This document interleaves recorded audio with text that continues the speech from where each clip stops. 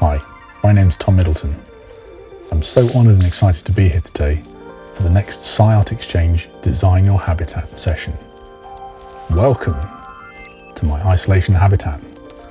I've made the corner of my room into a sonic spaceship with a little help from some lights and some video effects. Today's theme is perspectives, and I'm really looking forward to taking on a sonic journey from Earth to Mars and beyond our solar system in search of habitable exoplanet candidates that one day might be the next home for mankind. I'll tell you a little about what I do. I'm an electronic music composer, sound designer, former DJ and classically trained orchestral cellist. I'm also a co-chair on the Association for Electronic Music Health Group, tasked to support mental and physical well-being of the music community. And I'm a sleep coach. I create functional music for well-being, anxiety and stress management, focus and productivity, and to help you sleep better. You can find my content in apps like Calm and Breathonics. And I recently created the world's first zero-emission lullaby for infants in a unique collaboration with Nissan and Origami. Over the last 3 decades, I've been fortunate to perform my music to millions of people all around the world. I've shared the stage with artists such as Lady Gaga, Kanye West, and Mark Ronson. And the Space Shuttle Endeavour. Best gig ever, playing all my favourite space music with an actual space shuttle right in front of me. In the early 90s, I founded a music project called Global Communication, the transmission of emotions in sound.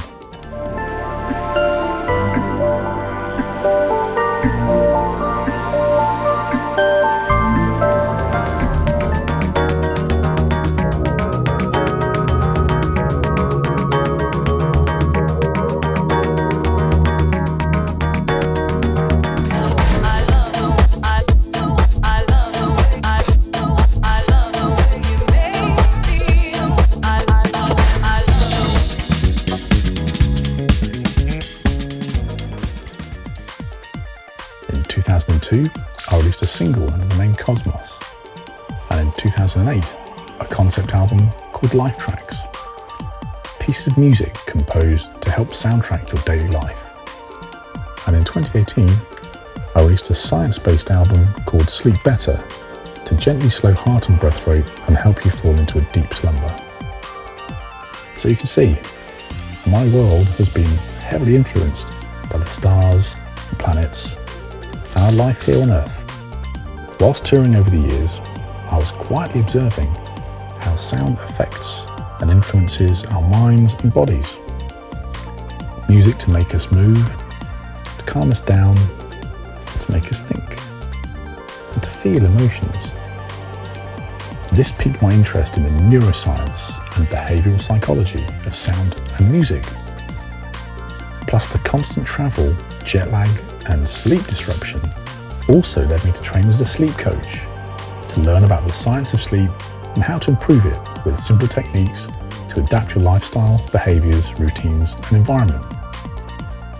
My current work is designing music that actually helps you to do things better, like sleep, work, and to feel less anxious. That's something we all need right now. So why am I here in my sonic spaceship, wearing my treasured NASA cap? I've been fascinated with everything to do with space, stars and rockets ever since I was a kid. From staring up at the twinkling night sky, stargazing for hours, lost in the vastness of our magical Milky Way galaxy, tracing constellation patterns with my finger, imagining the shapes of all those mythological and astrological figures and creatures. I've always dreamed of blasting off into the cosmos in my own interstellar spaceship, accelerating beyond the speed of light to explore neighbouring star systems, discover new planets, and fly through majestic nebulae, swerving black holes, zooming through wormholes, and obviously hoping to bump into some friendly alien life forms. Over the years, I've been inspired by sci-fi and sci-fact, TV, movies, books, art and music. One of my most vivid and happy memories is of watching a mesmerizing TV series called Cosmos by the late great Carl Sagan, which featured an epic and ethereal soundtrack by a composer called Vangelis. And he is actually one of my main inspirations and musical heroes. In fact, the TV series Cosmos is probably the main reason why I'm sitting here talking to you now. Before we begin our interplanetary oral journey, I'll share a little about the story of my new album, Exoplan B. The latest solo project is called GCOM, which is the new short form name and reincarnation of global communication. Exoplan B references that there is no plan B for dealing with climate crisis, yet a possible solution could be a planet B, and in this case, the nearest potentially habitable exoplanet which orbits the Proxima Centauri star is called Proxima B. Back in 2011, at the time of the tragic Tohoku earthquake and tsunami, I started thinking about the power of nature and how fragile we are as a species, and also how climate change is negatively impacting and threatening our very existence here on Earth. We're now in what's called the Anthropocene epoch, where humans have been the dominant influence on the environment and climate. What happens if our basic life-sustaining resources start running out? What if the air becomes too toxic to breathe, the sea too polluted to sustain life, and our water resources start drying up as the temperature of our planet rises? Do we stay to clean up and heal a poorly planet? Or do we look beyond Earth for new hope? So the big question is, where next for mankind? We've all thought about what it might be like to live on the Moon or Mars. By 2024, NASA is planning to send astronauts back to walk on the Moon, and SpaceX will launch the first human mission to Mars. Don't know about you, but I think this is so exciting. Whilst thinking about the idea of a possible Earth 2.0, I wanted to learn more about so-called exoplanets, which are planets that orbit a star just like our Earth orbits our Sun. So I started researching the NASA Kepler Space Telescope mission, which between 2008 and 2018 scanned a section of the Milky Way and detected 2,662 exoplanets. And more recently, TESS, the Transiting Exoplanet Survey Satellite, launched on April the 18th, 2018, has been adding to the discoveries, bringing the total number of confirmed exoplanets to 4,151. And so far, we have detected 17 potentially habitable exoplanets that may have a liquid water surface, and a further 30 candidates that may still be habitable. How would we know if a planet was habitable? We'd have to send probe ships with robots and rovers to gather data first, much like the amazing Mars rover Curiosity is currently doing, and the next rover Perseverance scheduled for July this year. What's the nearest exoplanet, and how do we get there? Well, there is an amazing project underway that caught my attention called Breakthrough Starshot to develop a fleet of tiny star chips to fly to Proxima B, which is 4.37 light years or 25 trillion miles away. There's a great video to show you the scale of light years called Our Milky Way Galaxy, How Big is Space? These star chips would be accelerated to between 15 and 20% of the speed of light using an array of laser beams focused onto their star sails. It could take between 20 to 30 years to complete this journey, and approximately 4 years for a return message from the star chip to Earth. So we may well learn about the nearest exoplanet, Proxima B, in our lifetime. How exciting is that? This is my very own GCOM exoplanet space probe, made from the letters GCOM, forming a cube shape. I imagine this speeding off past Mars on its way to Proxima B. Right, time for some music. My album, Exoplan B, soundtracks the imaginary journey of the GCOM probe ship with exobots and rovers ready to explore these potential new homes for mankind. It will be released in September, but I'm thrilled to share some sneak previews today in a very special soundtrack I've created for SciArtExchange and Design Your Habitat. So sit comfortably, you can wear headphones for a more immersive experience and get ready to join me in my sonic spaceship as we prepare to launch and go exploring exoplanets.